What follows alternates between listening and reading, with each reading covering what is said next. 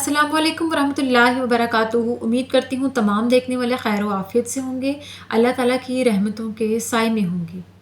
मेरा उन्वान अहादीस नबी सल्लल्लाहु अलैहि वसल्लम, मौजू चल रहा था ईमान का बयान, जिसका हवाला बुखारी शरीफ की किताब। तो आज की हदीस है सदक़े के बारे में। कैसे सदक़े के बारे में? तो हदीस का आगाज़ करते हैं। हज़रत अब्दुल्ला बिन मसूद से रिवायत है कि नबी करीम सल्लल्लाहु अलैहि वसल्लम ने इरशाद फरमाया कि इंसान जो कुछ अपने अहलो अयाल के ऊपर खर्च करता है, बेशक वो भी एक सदका है। यानी जो शख्स सवाब की नीयत से या नेकी करने की नीयत से अपनी जेब से, अपनी कमाई से अपने अहलो अयाल के ऊपर खर्च करता है, बेशक वो उसके लिए बेहतरीन और खैर व बरकत वाला सदका है। इस हदीस की मैं थोड़ी सी वजाहत कर दूं कि सदक़े तो बहुत तरह के हैं। हम अपनी जान का सदका किसी भी तरह से दे सकते हैं, लेकिन अगर कोई शख्स कुछ भी करता है, कमाता है या दूसरों की ज़रूरतें पूरी करता है, तो अगर उनमें से वो इस नीयत से अपनों की मदद करता है, अपने अहलो अयाल पर, अपने माँ बाप, अपने बहन भाइयों पर, अपने रिश्तेदारों पर अगर वो खर्च करता है, तो सबसे बेहतरीन सदका है वो इसके लिए।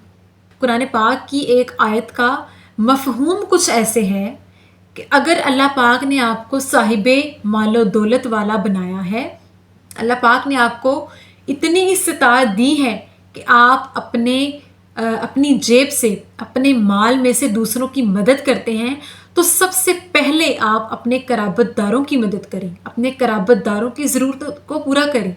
अगर अल्लाह पाक ने आपको तौफीक दी है कि आप दूसरों की ज़रूरतें भी पूरी करें, दूसरों पर भी खर्च करें, अपना बेहतरीन सदका देने के लिए या वैसे ही कोई सदका देने के लिए या ज़कात का फ़र्ज़ अदा करने के लिए आपको अल्लाह पाक ने तौफीक बख्शी है, तो आप सबसे पहले अपने इर्द गिर्द वालों को देखें, अपने माँ बाप, बहन भाई, अपने कराबतदार, दोस्त, अजीज़, हमसाए, रिश्तेदार।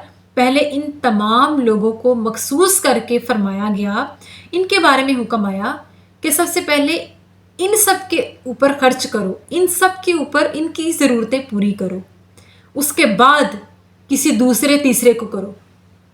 यानी इस चीज़ को बेहतरीन सदका करार दिया गया। और बेशक ज़कात अदा करना एक ख़ास किस्म का फ़र्ज़ है, इस्लाम का अरकान है, ईमान का जुज़ है, कामिल ईमान होने का एक हिस्सा है, कामिल ईमान वाला होने की निशानी है, कामिल मुसलमान होने की निशानी है।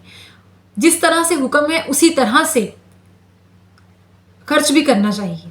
अल्लाह पाक ने हमें जिस तरह तरतीब से बताया कुरान पाक में कि अगर अल्लाह पाक ने तुम लोगों को तौफीक दी है तो उस तरीके से खर्च करो जिस तरीके से हुक्म बयान हुआ है। पहले मैंने हदीस बयान की, इसी तरह कुरान पाक की आयत का मफहूम भी बयान किया। यानी कुरान और हदीस से इस चीज़ का सबूत मिल गया कि हमें सबसे पहले अपने अहलो अयाल और इर्द गिर्द वालों की ज़रूरियात को देखना है।